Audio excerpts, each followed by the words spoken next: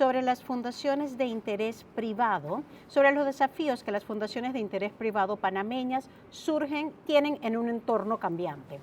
Para dar algunas generalidades sobre las fundaciones de interés privado, empecemos diciendo que estas surgieron en el mundo jurídico de Panamá con la promulgación de la Ley 25 del 12 de junio de 1995, a iniciativa de un grupo de abogados panameños que estudiaron la ley de Liechtenstein para modificarla y adecuarla al entorno panameño.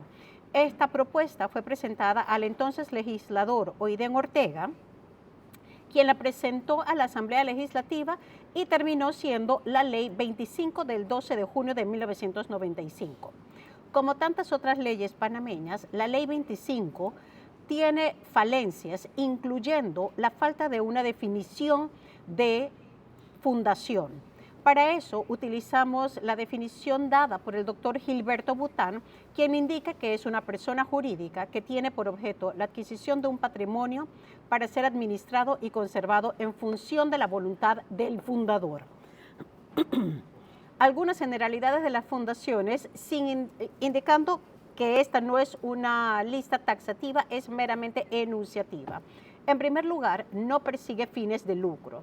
Su patrimonio es un patrimonio independiente separado del patrimonio de su fundador. Brinda anonimato, ya que los beneficiarios se designan en el reglamento, que usualmente es un documento privado, y sin embargo vamos a volver sobre este punto más adelante. Hacen innecesario los procesos de sucesión al momento del fallecimiento de su fundador, ya que el patrimonio se designa en el cómo se dispone del patrimonio en el reglamento si este está bien hecho. No puede ser objeto de medidas cautelares, excepto por las obligaciones asumidas por la propia fundación, y tiene una completa flexibilidad en su estructura y en la de su reglamento. La Ley 25, que ya cuenta con 30 años, no ha sido modificada de una forma integral, pero sí ha tenido 3 enmiendas, cada una de ellas incluidas en leyes no relacionadas con fundaciones. Así, la primera enmienda fue incluida en la Ley 6 de 2005, que fue la primera reforma fiscal. En esta primera reforma fiscal se incluyó la territorialidad de los impuestos por los ingresos generados por las fundaciones. La segunda reforma fue incluida en la Ley 32 de 2006, que versa sobre la resolución de conflictos internacionales en derecho privado, en la cual se estableció la posibilidad de constituir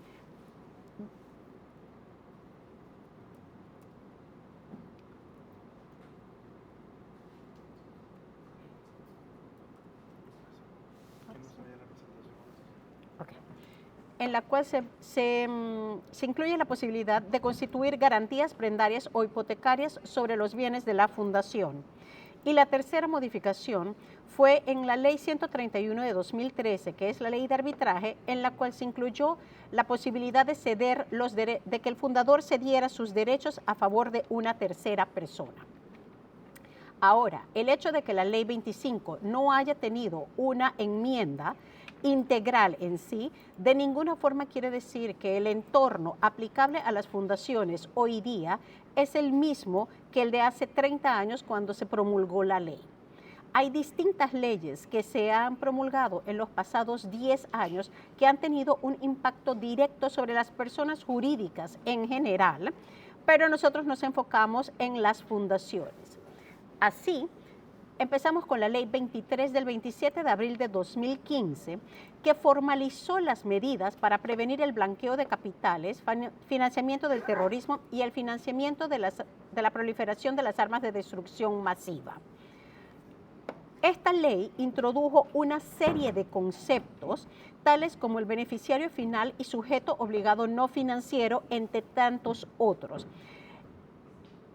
Esta ley incluyó un listado de los sujetos obligados no financieros, sobre la cual vamos a volver más adelante. La siguiente ley promulgada fue la Ley 52 del 27 de octubre de 2016, que establece la obligación de mantener registros contables para determinadas personas jurídicas. Así, la ley dispone que las personas jurídicas que no realicen operaciones que se perfeccionan, consuman o tengan sus efectos dentro del país, es decir, las personas jurídicas offshore, así como aquellas que existan en función de ser tenedoras de activos, deben llevar registros contables y mantener documentación de respaldo. Afortunadamente, la propia ley define qué debe entenderse por registros contables. Así, para las personas jurídicas que no realicen actos de comercio y se dediquen a ser tenedoras de activo, se entiende que es la documentación que demuestre el valor del activo y los ingresos y pasivos relacionados con dichos activos de haber. Para las personas jurídicas que sí realicen actos de comercio, los registros contables serán un diario y un mayor. La siguiente ley es la Ley 124 del 7 de enero de 2020, que crea la Superintendencia de Sujetos No Financieros y dicta otras disposiciones.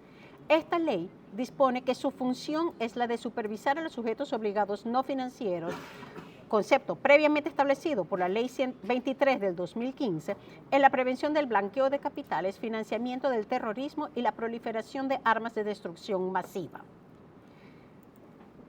Esta ley tiene una redacción muy curiosa, es muy amplia.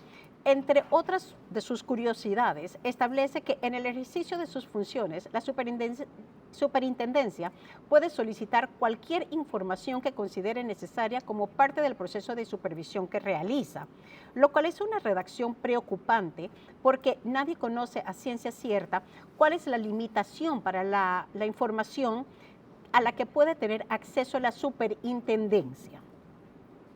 Esta ley, como mencioné hace un momento, enriquece el concepto del sujeto obligado no financiero. La ley 23 no incluía específicamente a los abogados, en esta sí lo hizo. Ahora, esta tampoco es una lista taxativa, pero entre sus sujetos obligados no financieros que identifica se encuentran las empresas que se encuentran en las zonas francas del país, los casinos y juegos de azar, en los que incluye a la Lotería Nacional de Beneficencia, los corredores de bienes raíces, empresas en el área de construcción, las empresas que se dedican a la compraventa de autos nuevos y usados, a los contadores públicos autorizados y el área que nos interesa, a los abogados que se dediquen a, entre otras actividades, a la compraventa de inmuebles, a la creación de personas jurídicas, al uso de nominees en personas jurídicas y a la actuación como agente residente, que son las actividades más comunes que realizan los abogados. La ley, dentro de su amplitud, establece también en el último numeral del artículo que dispone quiénes son sujetos obligados no financieros, cualquier otro sector que por ley se encuentre sujeto a la competencia de la superintendencia, así como otras actividades y entidades que incluya por ley y que, atendiendo a la naturaleza de sus operaciones, puedan ser utilizadas para la comisión de los delitos ya indicados. Esta redacción también es muy amplia, no establece ninguna limitación, por lo tanto, no se sabe a ciencia cierta hasta cuándo puede pedir la superintendencia. Según la página web de la Superintendencia de Sujetos No Financieros, a la fecha, entre todos los sujetos ya indicados, hay 124.356 registradas. 2 meses después de la promulgación de la Ley 129, se promulga de la Ley 124, se promulga la Ley 129, que crea el sistema privado y único del registro de beneficiarios finales de las personas jurídicas. De acuerdo con el artículo 1 de la ley, el registro único se creó para que los agentes residentes pudieran asistir a la autoridad competente en la prevención de los delitos de blanqueo de capitales, financiamiento del terrorismo y financiamiento de la proliferación de armas de destrucción masiva. En su momento en que la ley fue promulgada, muchos abogados en general manifestaron que se estaba atribuyendo a los agentes residentes, a los abogados, obligaciones que competen a otro tipo de entidades, ya que nos obligan a nosotros a hacerles el trabajo de investigación a las autoridades a las que les corresponde realizar esa función. Y por último, tenemos la Ley 254 del 11 de noviembre, que introduce adecuaciones a las 4 leyes mencionadas anteriormente. Esta ley 254 contiene 48 artículos y en 45 de ellos se dedica a hacer reformas a las leyes 23, 52, 124 y 129. Al día de hoy, ninguna de estas leyes ha vuelto a ser modificada, pero sí se han dado las reglamentaciones a las leyes 129 sobre el registro único de beneficiarios finales y a la ley 254 que introdujo modificaciones a las leyes. Ahora, ¿esto qué representa para las fundaciones? En primer lugar, desde la promulgación de la Ley 52, las fundaciones de interés privado, junto con todas las otras personas jurídicas, deben mantener registros contables y documentación de respaldo. Para aquellos que ejercían antes de la promulgación de esta ley, no había esta obligación. Se entendía que las personas jurídicas que se dedicaban a ser tenedoras de activos no tenían esta obligación. ¿Qué cambió con la promulgación de la Ley 52? También se le añade como obligación a las personas jurídicas la de suministrar al agente residente antes del 30 de abril de cada año sus registros contables y documentación de respaldo. Y en el evento de incumplimiento pueden ser sujetas de sanciones desde $5,000 hasta $1 millón. Adicionalmente, deben suministrar al agente residente de su elección la información detallada sobre sus activos, sus actividades y sus beneficiarios finales, que antes era información confidencial, ya que usualmente el tema de los beneficiarios finales quedaba en la confidencia del fundador y del agente y de su abogado que le redactara el reglamento. Y algo muy importante sobre lo cual también vamos a volver más adelante.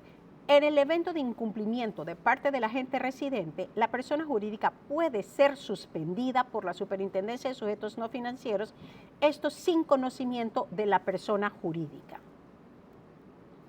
Ahora, ¿qué cambió esto para todas estas leyes? ¿Qué cambió para los agentes residentes?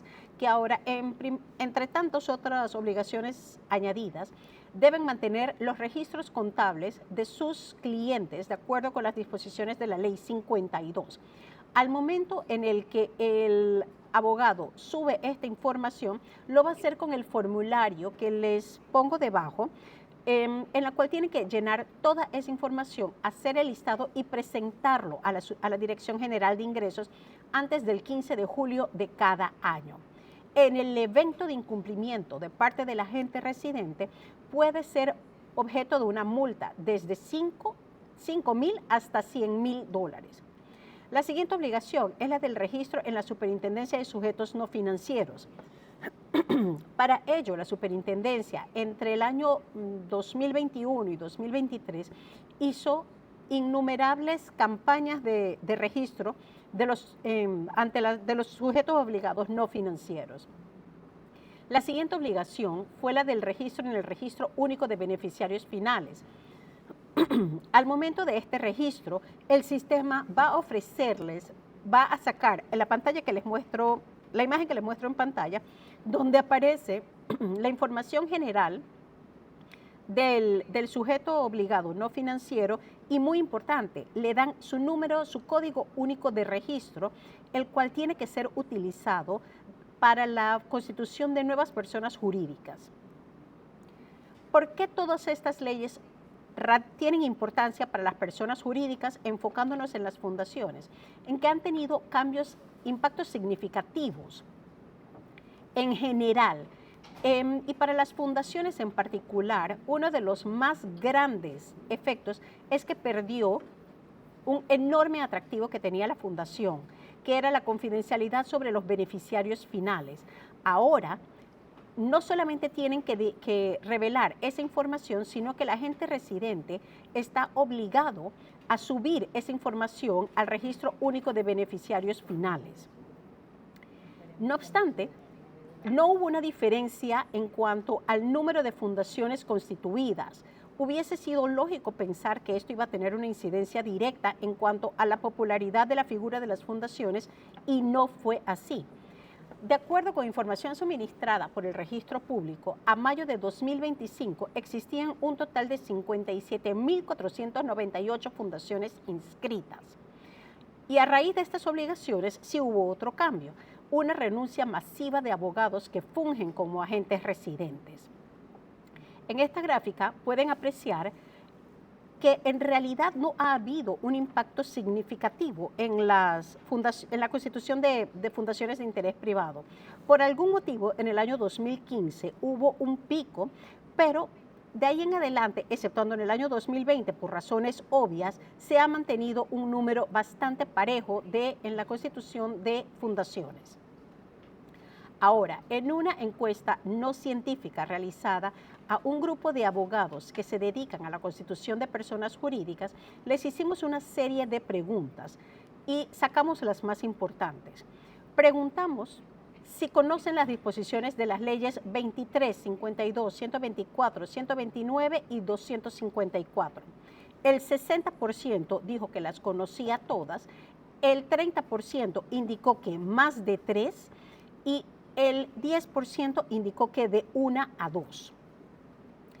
¿Con qué frecuencia su firma usted realiza un análisis de riesgo de los clientes al momento de constituir una fundación de interés privado? El 70% dijo siempre, el 30% dijo algunas veces. Se les preguntó si habían enfrentado desafíos específicos en la aplicación de las medidas de debida diligencia y el 60% manifestó que no, el 40% manifestó que sí.